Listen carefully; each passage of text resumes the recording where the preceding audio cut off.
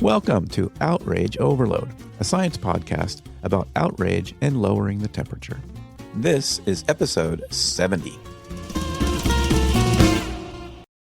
I didn't inhabit that sense of responsibility 8, 10 years ago. I definitely was in the camp of people who felt like if I voted and I paid my taxes and maybe occasionally made a donation to a cause I cared about or volunteered at my kids' school, I was really checking all the boxes as an American citizen.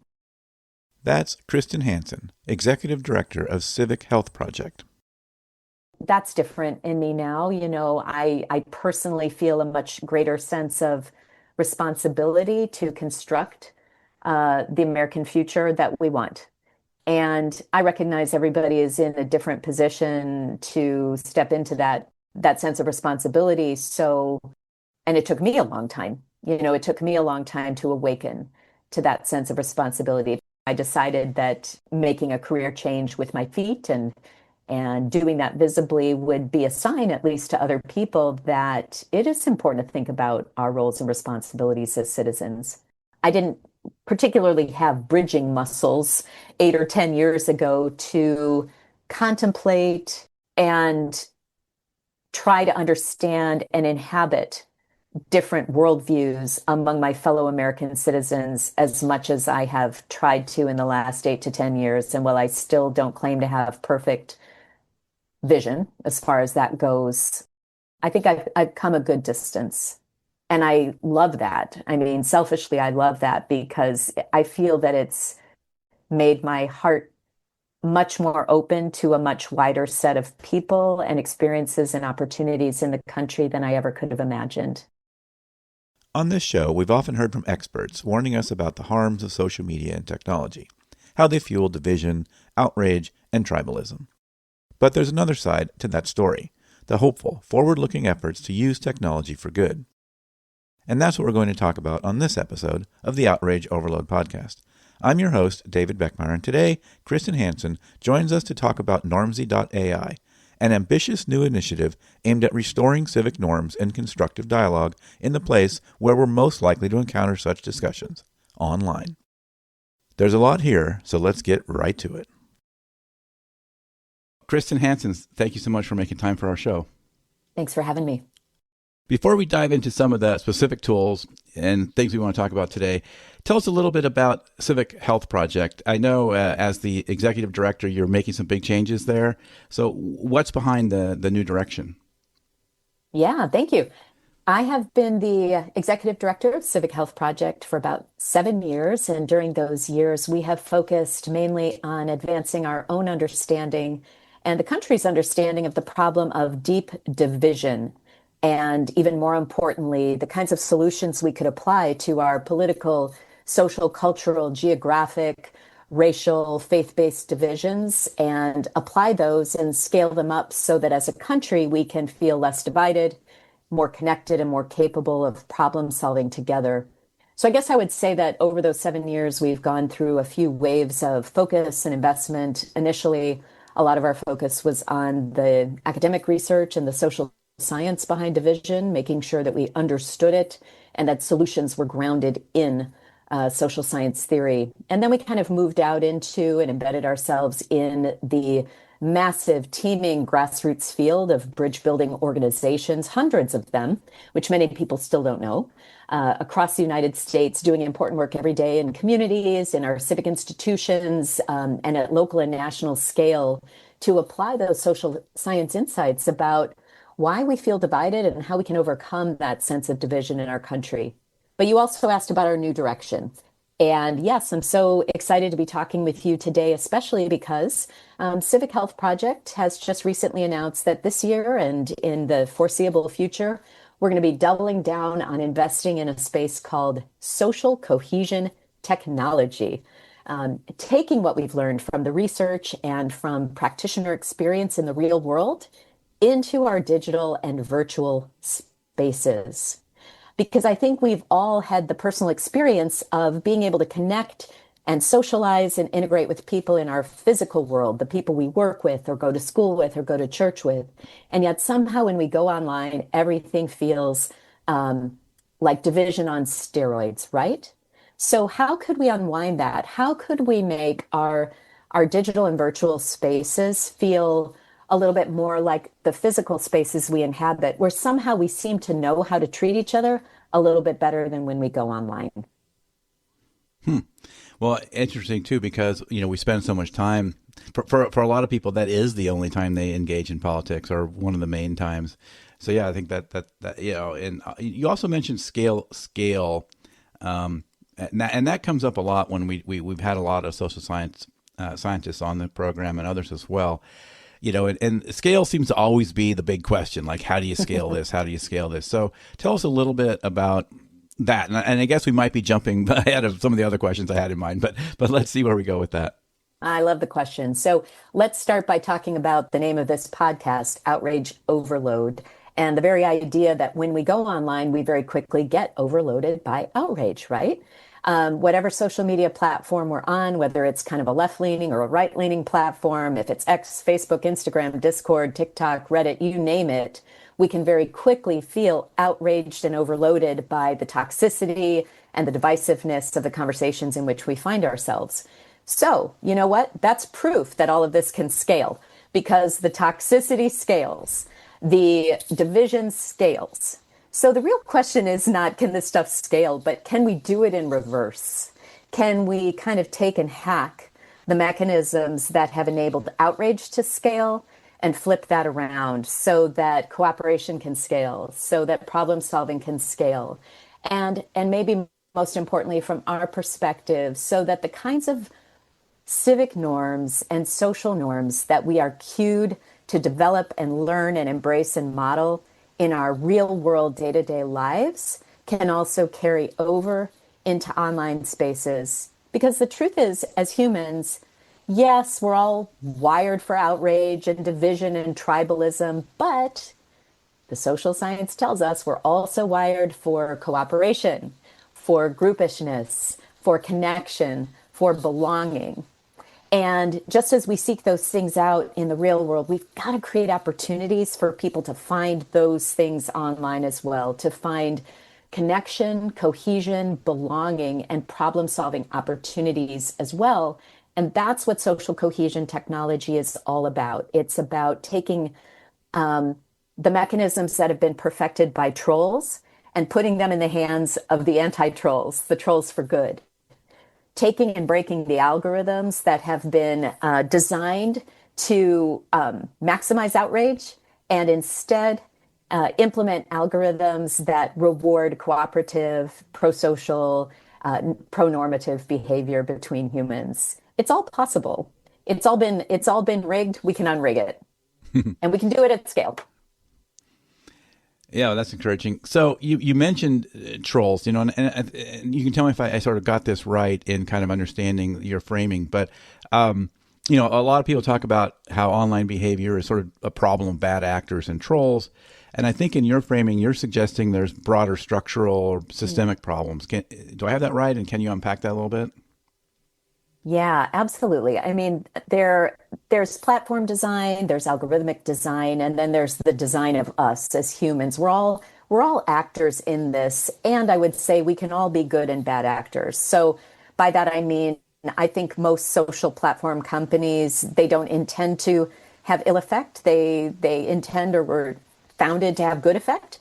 Societally, I also think algorithms weren't inherently designed to divide us, but that's just sort of the way a lot of this is unfolded. And as humans interacting in social contexts, online contexts, well, I do think there's a kind of a narrow slice of genuinely bad actors who are looking to monetize division. There are a lot of terms for this, conflict profiteers or the conflict industrial complex. That's a thing, that's real.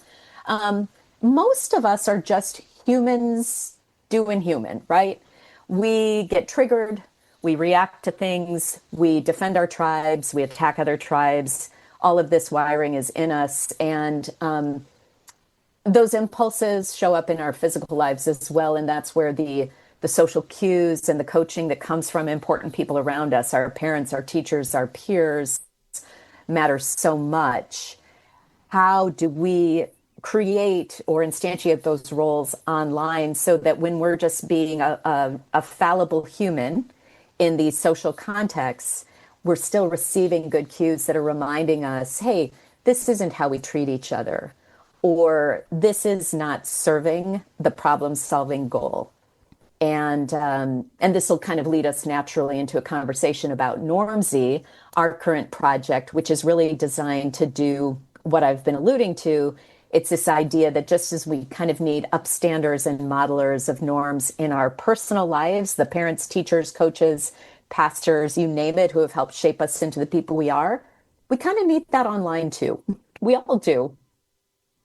Great. That's exactly where I was going to take things next. So, yeah, I mean, we are really finding out, that we're very much sort of a society and a country of norms more than we are a country of laws. And I think that makes something like this so relevant. I think you're right that the different kinds of norms apply. We're probably on some, and norms are changing all the time, right? I mean, they do get updated. And sometimes they should. We can all think back to norms that were norms that shouldn't have been norms, right? Right, Yeah. exactly. So, and sometimes they're changing in kind of revolutionary ways that scares people and stuff like that. But we certainly know that these norms are kind of what holds things together to a large degree. So, with that, and you mentioned Normsy. So now, give us a little quick intro of what, and then I have several drill downs. So, if we can get a quick intro now of what Normsy is. Normsy, the site is Normsy.ai. Tell us a little bit about what it is, and then I have a few drill downs. That's great. Yeah, so Normsy.ai is an experiment or a demonstration project that has been launched by my team at Civic Health Project. So this is an in-house project of ours to really showcase what is possible in terms of the concept I outlined a minute ago, and that is the idea that just as we need people to stand up for and model pro-social and civic norms in the real world, we need that very much in the digital world as well. And so our starting point was to ask the question, what would that look like? What would it look like to take everything that our team and our field have learned about the social science of what divides and connects us?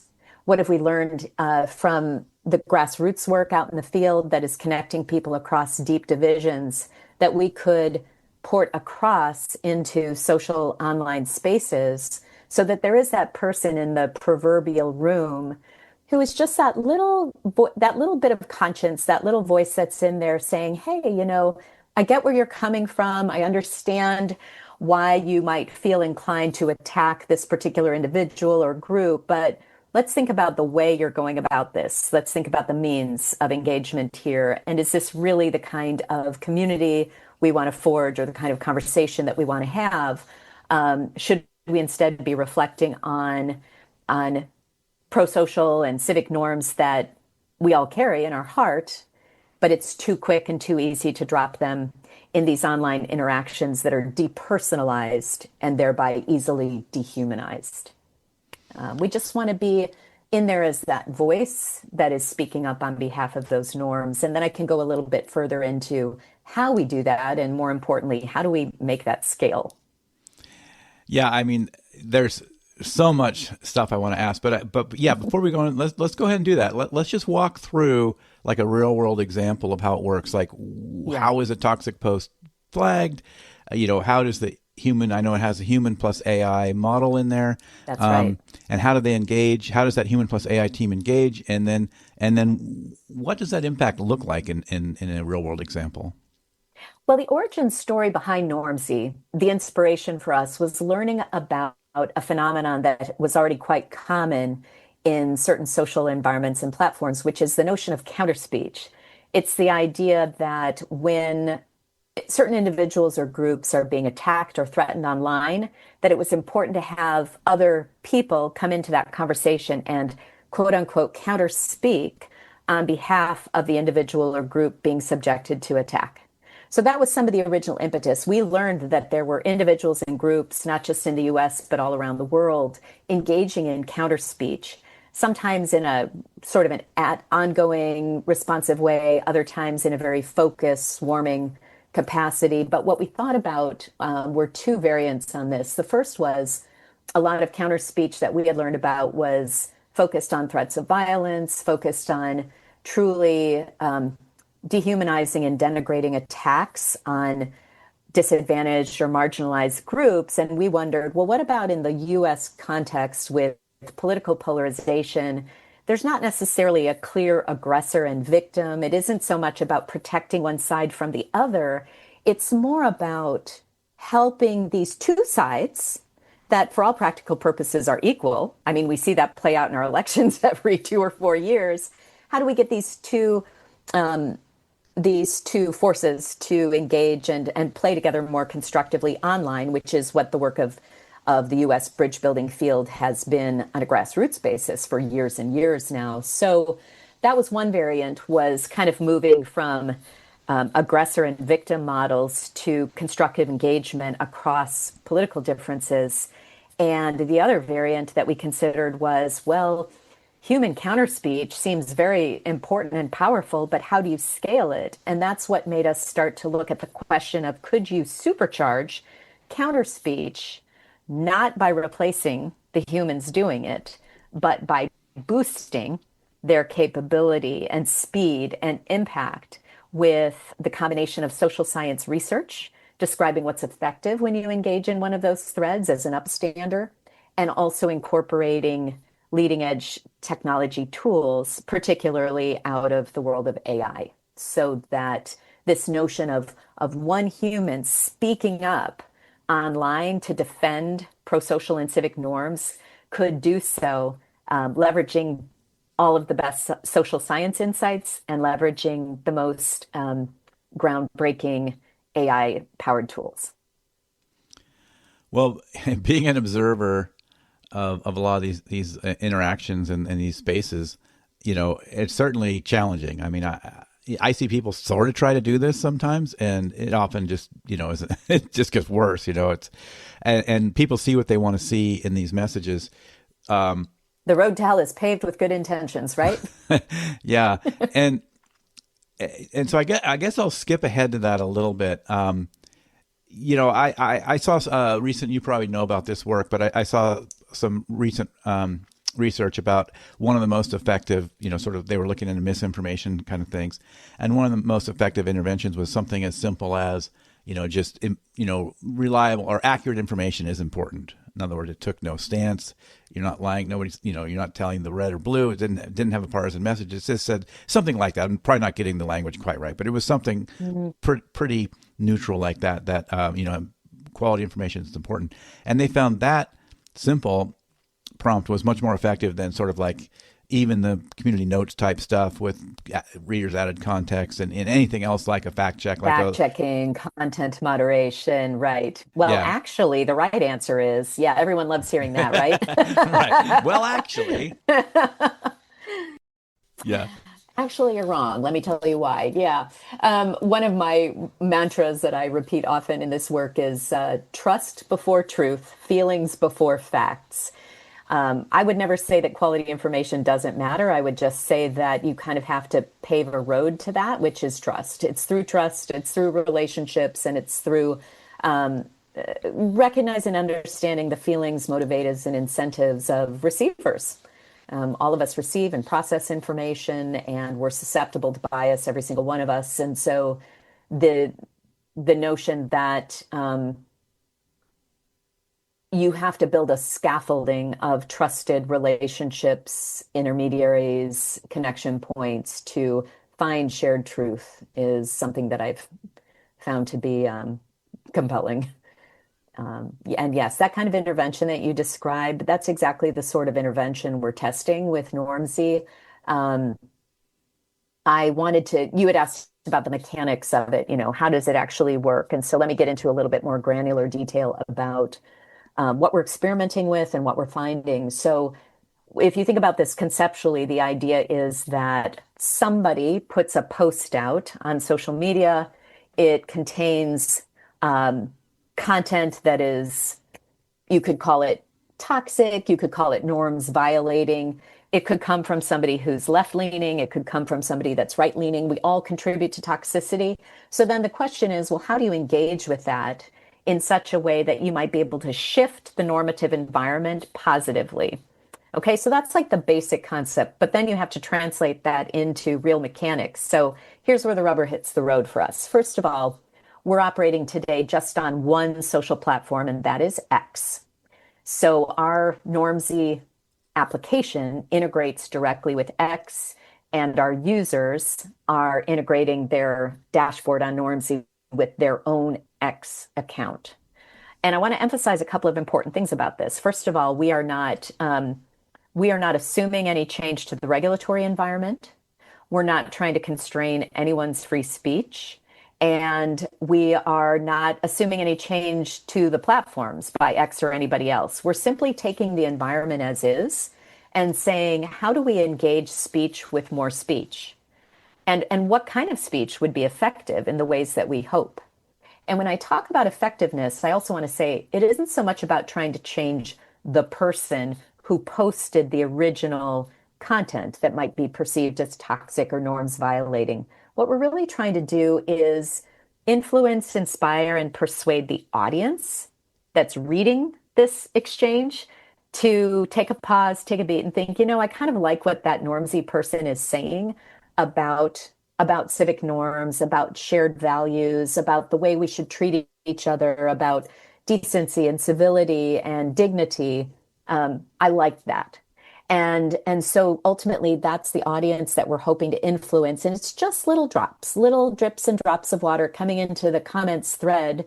So the key is, at a societal level, the only way to make a real impact is to scale all of this up. So we get part of the way by enlisting people who are motivated to do this kind of work.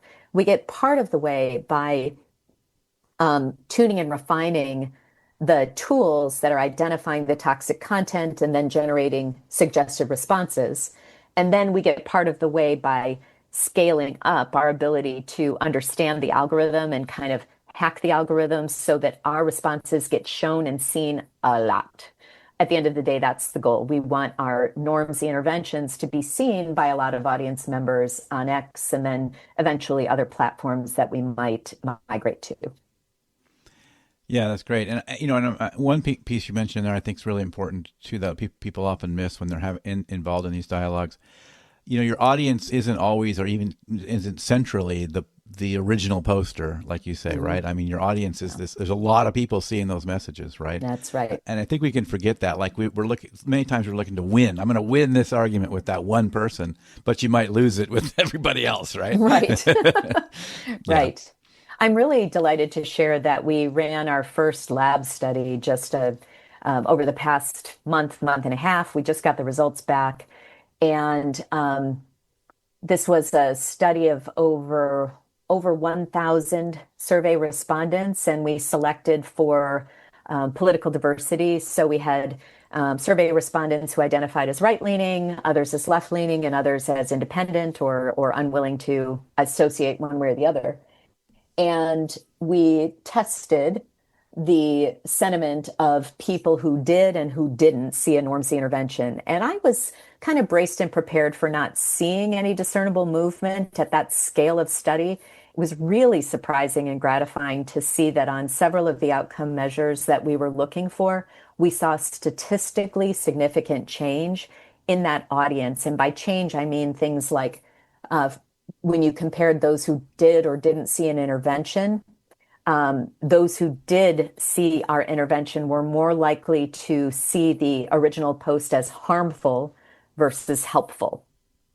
And we also saw declining interest in the part of our intervention viewers in terms of their willingness to like or share the content that they saw. So really gratifying outcomes. These are exactly the sorts of things that we're trying to inspire, that people would see these attacks on civic and social norms as being more harmful rather than helpful, and that they would be less likely to propagate that sort of content, which is an indicator that they, after seeing one of our interventions, would be more likely to think of that content as problematic and less as something that they would want to propagate.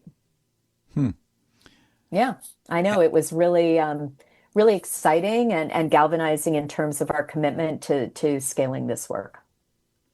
And I don't know if you've been able to look at anything like this, but I mean, one thing I noticed that happens here, and we're all guilty of it, is it's easier to see it in other people. It's harder to see when we're doing it ourselves. And I don't know if you've seen any change in the people that have seen these interventions, have they changed their, sort of entry into the fray? It's such a great question, and it's one we're eager to start working on answering. This original study design didn't go far enough to tell us anything about how they then would post themselves in the future. So as of now, that's an untested hypothesis. Um, I hope so, is the answer. But here's something I can speak to. Very interestingly, we've seen and heard expressed testimonial shifts in our user base for Normsy. Now, these are the people who have an account on Normsy. They're logging in to be counter speakers, to engage and respond in these threads. And their experiences, they're seeing the toxic posts, then they're seeing a set of suggested responses. Each response uses a slightly different strategy according to our application of these social science principles. So, for example, there might be one response that's leaning into empathy and another that's leaning into warning of the social consequences of this kind of post. And there might be another one that's leaning into humor. And so the Normsy user gets to decide which of those strategies they like. They can further decide if they want to edit or modify the response, or they can decide to submit their own original response or nothing at all. So they have all those choices. But what's really interesting is as we talk to our user base over time, we didn't design Normsy to be a coaching tool for the users, but many of our users have expressed shift in sentiment in terms of how they themselves think about division. Because of course, as you can imagine, Normsy is putting this toxic content in front of them, but it's also putting bridging and civic, kind of pro-civic responses in front of them. So of course, some of that's going to get in like, oh, I see how I could engage with this kind of a person, both online and in the real world. Let me take that on board. So that's another thing we really would like to study is how our users are changed and shaped. And it's analogous in a way to the concept of deep canvassing. If you're familiar with that idea, deep canvassing is a practice that's employed when people are working on a campaign or a ballot initiative or an issue where the practice is to knock on someone's door, ask a lot of open-ended questions, express curiosity, learn about that person in the hopes that they might become more persuaded to support that particular issue or initiative. But over and over again, in deep canvassing, it's shown that the canvasser also changes. Because when they open themselves up to the interaction and to bridging and listening, they're not just changing or persuading the person who opened the door, they're changing themselves too. And that's a really exciting byproduct that we'd like to explore with Normsy too. Yeah, that's great. And I guess a related thing, and I think about like the folks that have to manage, hostile content and things like that, and moderate it and Moderators. stuff like that. Is there a burnout factor here or a fatigue factor? Do sometimes folks just feel like there's just so much toxic material, and so they kind of get this misperception that everybody's toxic or anything like that? You see any effects like that? Yeah, that's a real active conversation within our team. We're well aware of some of the cautionary commentary around content moderation, the protections and guardrails that need to be in place. And so we've taken on board from our users not only some of those positive messages about how they feel emboldened, empowered, better equipped to engage constructively with some of this toxic content, but also how it might darken their perception of their fellow man, right? Like we need to take both sides of that into account. I would say we haven't done enough yet to put those guardrails in place. With our tester community, the time spent on the platform is quite limited. And because we're in test mode now, they're paid and compensated for their time.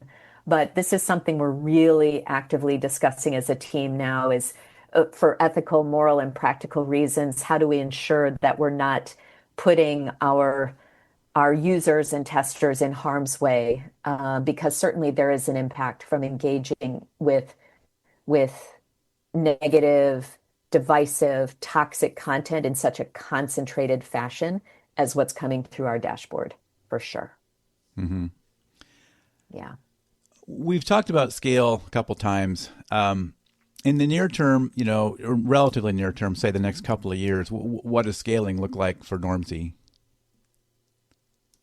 Oh, so many things.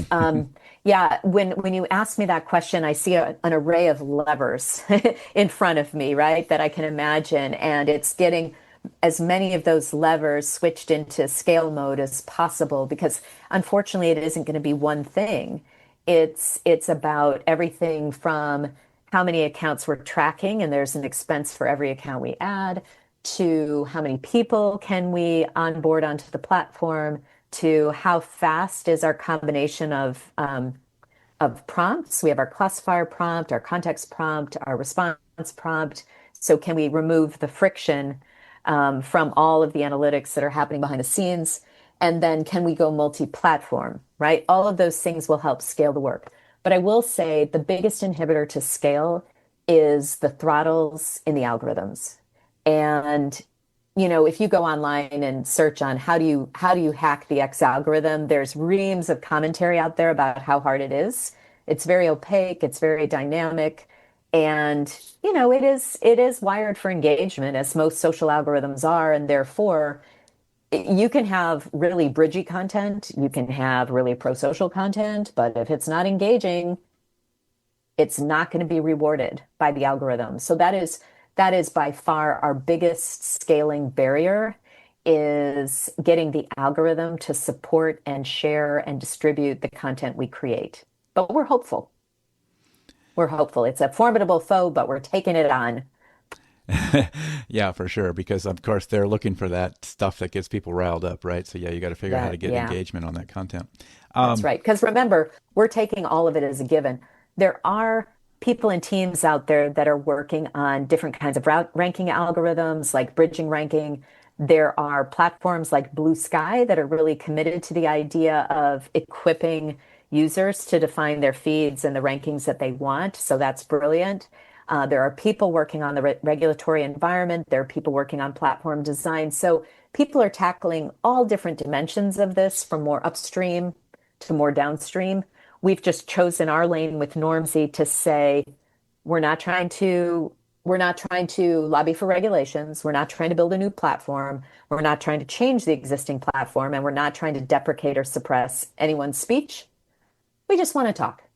We just want to talk. We want to be out there talking. We want to be present and constructive where these hot, contested, conflicting, divisive, dynamic conversations are happening, and be the voice in the room, or the voices that are speaking up for the norms that we broadly share. Because we do, we do as Americans broadly share many, many norms. It's how we're able to function in the physical world, is because we do adhere to many, many different norms of how we should treat one another. It's just that those become so quickly deficient in online spaces. And we think we can kind of help shrink that gap between how well we tend to treat somebody that we're sharing a space with in the physical world, to how poorly we tend to treat each other online. well, and I would say the problem is not so much the talking; it's the hearing. Yeah, I hear you. We're doing plenty of talking. That's one of the problems with social media. So I mean, you've kind of hinted at it, and it feels like you've definitely, you've got the white paper and other things. But Yeah. what it seems like you and your team have thought about this a lot, and maybe have a certain hope for what social media could be. And I'm not talking about like in some perfect world we've figured out, but in our sort of crazy chaotic world that we actually live in. And what are some attributes of that, maybe, and then maybe how does Normsy help us maybe get closer to that, a better social media? Yeah. Well, this is where I get to kind of make a plug on behalf of this wider ecosystem, this social tech ecosystem, because what I get so inspired by every day is knowing that I have colleagues and fellow travelers out there who are chipping away at all the different dimensions and possibilities around this. Again, from those who are working on the regulatory environment to those who are building alternative spaces. New Public's work is a really great example of that. How do you create civic spaces from scratch, that are more inviting and less divisive and more pro-social? So they're doing a really inventive, innovative job with conceptualizing new digital spaces. You've got Jonathan Stray's work at the Center for Human Compatible AI. He's running a contest right now for the best idea for a bridging ranking algorithm. It's called the Pro-Social Ranking Challenge.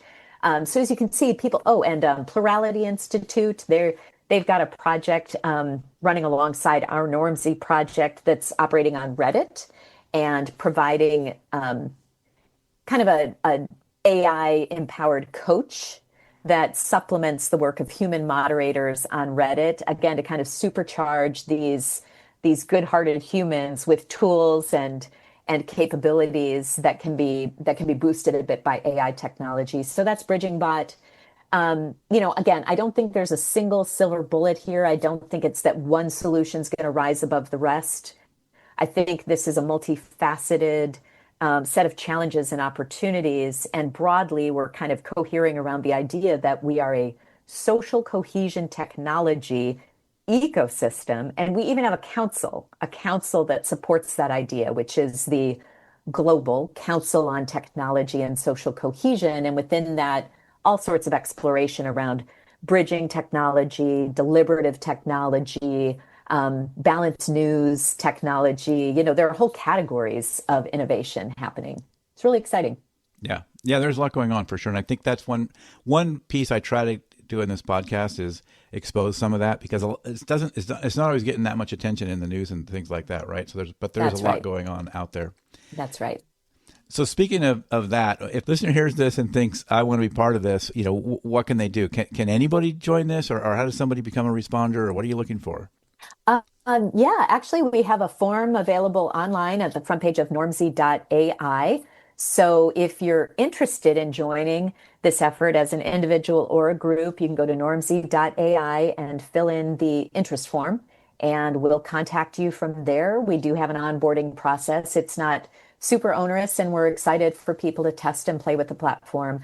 I mentioned that we have some paid testers who are systematically helping us work out the kinks, but we also have some volunteer individuals and groups who find this to be interesting for the work that because it aligns to their mission, or because it fits with their studies. Maybe we have some, higher ed students on the platform. And so we're really interested in getting that inbound inquiry right now, just to learn, who is Normsy useful for? We'd love to hear from you. Yeah. Awesome. So we talked in the beginning a little bit about, you said you're always hopeful. And if there's anything we need, and the rest of us all need, it's finding that hope once in a while. It can be challenging. This is a difficult space sometimes. Yeah. So tell us a little bit about where you find. Well, yeah. I mean, all you have to do is doom scroll for about 10 minutes every morning to know that the world is coming to an end, right? Right. That's why I have to limit it to 5 minutes of doom scrolling before I completely go off a mental cliff. Look, the reason I'm hopeful, and this has been true for years now, is when I did make my big career change from the private sector to working in a broad space of people who want to strengthen the American experiment and revive the American dream for the next 100, 250, 500 years. It was surprising, shocking, and gratifying to see just how many people had preceded me in making that decision, and to step into a field just teeming with Americans who care so deeply about the country, who care so deeply about their fellow Americans, and who are committed with their time, talent, and treasure to making a difference between elections, beyond elections. There's so much more to do. Somebody in a conversation the other day alluded it to renovating a house, right? And Danielle Allen, who is I call her one of the new founders, right, of our country for the next 250 years, often talks about constitutional democracy as a constant exercise in renovation. We have so many renovators with all kinds of tools. We have carpenters and stonemasons and plumbers and electricians, and everyone's just chipping away at their little piece of what makes the American experiment work better. That's why I have hope. That's awesome. I love it. Well, yeah, so let's make sure everyone knows all the websites. So we already talked about Normsy.ai, and that's Normsy, not I, Normsy.ai. And then also Civic Health Project. What's that website? That is civichealthproject.org. And is there anything else, any other sites or anything else that listeners should know about? Thanks for asking. Absolutely. I'd like to do a shout out, first of all, to that beautiful, sprawling grassroots bridging movement that I described. And you can learn all about that movement at conversation.us. That is the evergreen campaign site for the bridging movement. So conversation.us. if you are any American who's out there listening today and thinking, I'd like to bridge or I'd like to, overcome my hesitation about getting to know my fellow American who's different, Conversation.us offers all kinds of tools and resources and opportunities to do that. And then I'd like to also give a shout out to the Council on Technology and Social Cohesion. And the website for that is techandsocialcohesion.org. And at that site, you can learn all about the amazing ecosystem of technologists, innovators, academics, and practitioners who are taking these pro-social civic concepts into online spaces. And that's the Council on Tech and Social Cohesion. Thanks. Oh, that's great. Yeah. I did not know a lot about the second one, the tech and social cohesion one. So I'm definitely going to check that out. We are very honored to be listed as one of the podcasts on the conversations.us site. So we're very happy about that. Me too. Kristin Hansen, thank you so much for making time for us. I really enjoyed speaking with you. Thanks to you, David. Have a great day. You too.